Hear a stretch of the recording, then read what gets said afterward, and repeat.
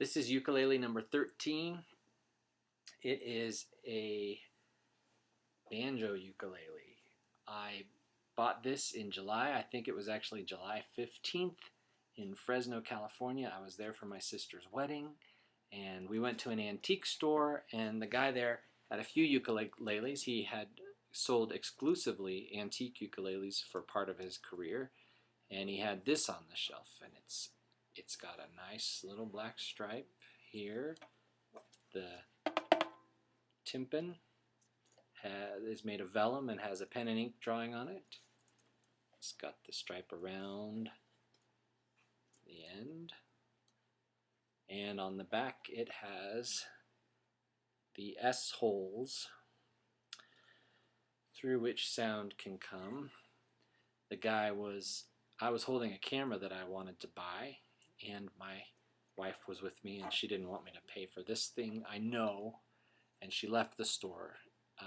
And the guy goes, "Well, do you want that camera?" And I said, "I really want the ukulele." And he said, "Well, how much does it say I'm selling it for?" And I said, "It says $225. And he said, "I'll give it to you for $175.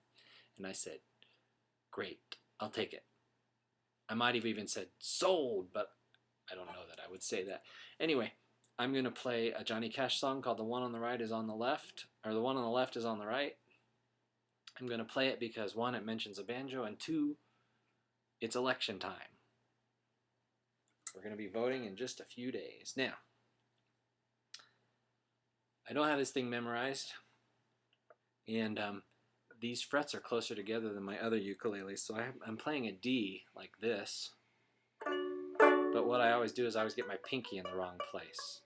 I'll get it here, and that sounds terrible. So if I do that, just forgive me and enjoy the song. It's also later in the day, so my voice is a little higher, and this is played at a lower key. So I'm just going to sing as low as I can.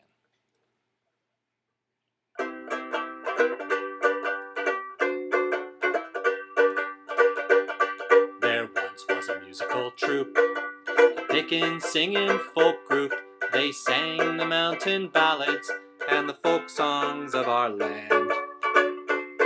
They were long on musical ability.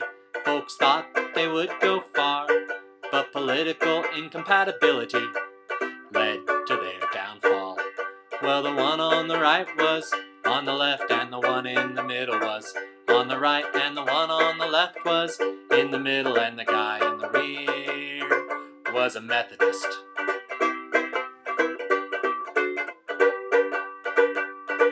This musical aggregation toured the entire nation, singing the traditional ballads and the folk songs of our land.